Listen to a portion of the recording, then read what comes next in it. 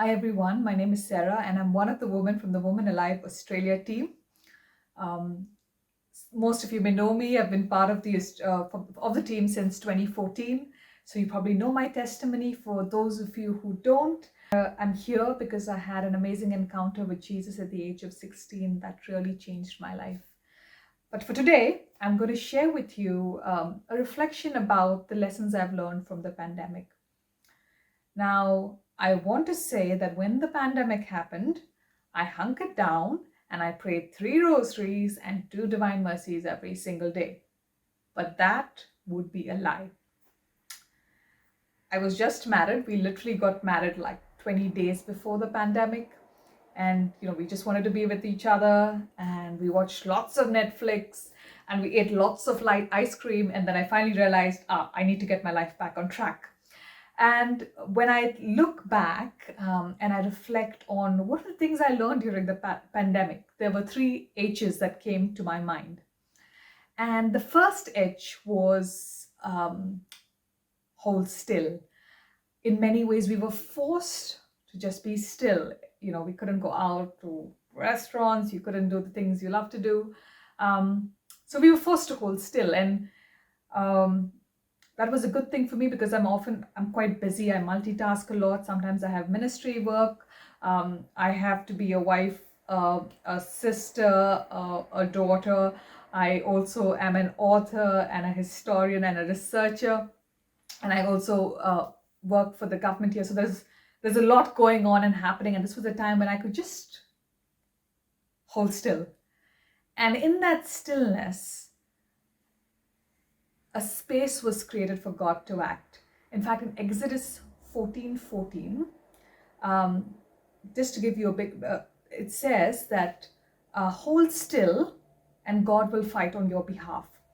So the context for that verse is the Israelites were enslaved by the Egyptians and they had just escaped, and the Egyptians began to follow them and pursue them to kill them. And they reached a point where they were between the Red Sea on one side and the Israelites on the other, which meant they basically were going to die. But in their distress, they asked Moses, who was leading them, what should we do? And he says, all you need to do is hold still and God will fight this battle on your behalf. And the way the story ends is that Moses raises his hand, God parts the Red Sea, the Israelites walk through, the Egyptians pursue them, but the sea closes in on the Egyptians, who all drown. So when we hold still, we create a space for God to act. And as I held still, God began to act. And when he began to act, he began to show me that there were many areas in my life that needed to be healed, that needed to be surrendered to him. And that leads me to the next H, which was Harkin. I learned to hearken to his voice. Now that word hearken is not used anymore. It's sort of old English. We use the words listen or hear today, but it means so much more than just listening and hearing. It also means to listen and pay attention. So there's a real emphasis on paying attention. In fact, if you're with a child and they're talking to you and you're passively listening, they'll almost like tap you and say, oh, are you listening to me? Are you paying attention to me? So it's really like sort of leaning in and paying attention to what is being said. And for me, it meant really leaning in and paying attention to what God is saying. And that happened for me through reading scripture, through listening to teachings on YouTube. I began to listen to different speakers that were really beginning to edify me, that were really beginning to challenge me to change. The word hearken also means to look back in the past. Now, often looking back at the past can have negative connotations. Why do you want to be stuck in the past? But looking back at the past could also mean good things. You look back, you remember good memories. And there was a lot I had to look back at because there was so much that happened in the years before the pandemic. I got married, which was a good memory, which was great. But I also lost my mom a few months before my wedding, which was, sad. And I had to bring all those things of the past to God. And I had to sort of lay down before Him, which otherwise, and that came through really like going back to holding still and listening to the Word, holding still and listening to the Word. And as I did that, it sort of led me to the third H, which was getting to the heart. Okay. And often what happens is when we are busy, even if some things come up in our memory, come up, or if something irritates us, or if there is some issue with our relationships, we tend to push it down, we tend to stuff it, or we tend to, push it under the rug because we don't want to deal with it, and we get on with our lives because, we're too busy. And God was teaching me that I needed to get to the heart of the issues, and I needed to get to my heart to understand it, and I needed to sort of, in many ways, look into the mirror of His Word. And when I began to do that,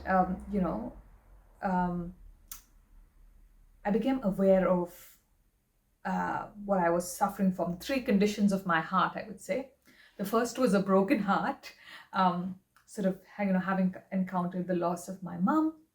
The second condition I was suffering from was unbelief. There were areas in my heart where I didn't trust God fully, or I worried, or I was, worried in certain ways, or I was anxious in certain ways. And the third was a bitter heart. There was issues of unforgiveness that came up for me during that time. And as these 3 issues came up, it reminds me of Proverbs chapter 4, verse 23, which says, "Guard your heart with all diligence, for from it flows the issues of life." In fact, some translation will say, "Guard your heart with all diligence," because it determines the course of your life. So you've got to look into your heart, and you've got to allow the Word to be imprinted on your heart. And when I say heart, what does it mean? It means your thoughts, your emotions, your feelings, your mind.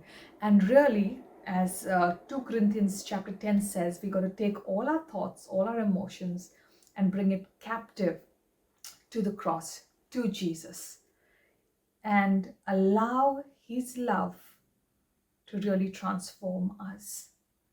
It's not about what I can get out of it, but it's about what I can take out of it and apply to my life, so that I can bring a change not only in my own inner self, but once I've experienced that healing, I can bring that healing to others.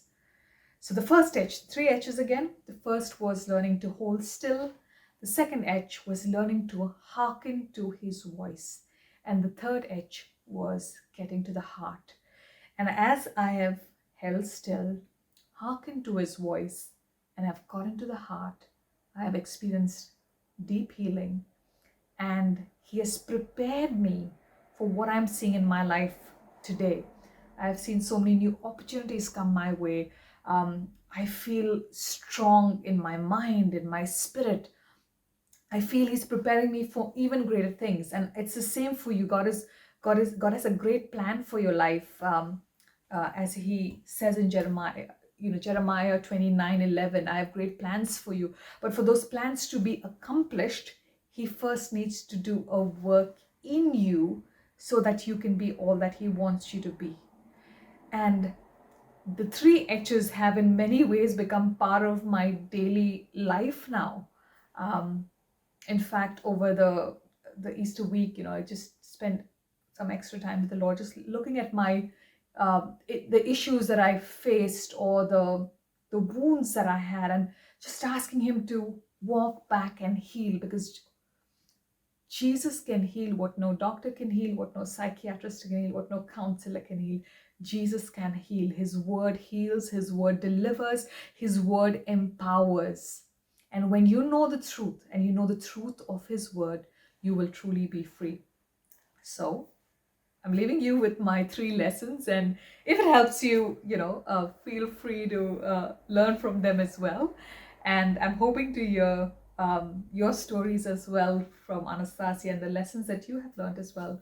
And I'm looking forward to learning from them. I hope you have a wonderful retreat and this day away with the Lord, and that you feel nourished and strengthened and empowered to go forth into the world. Thank you, and God bless.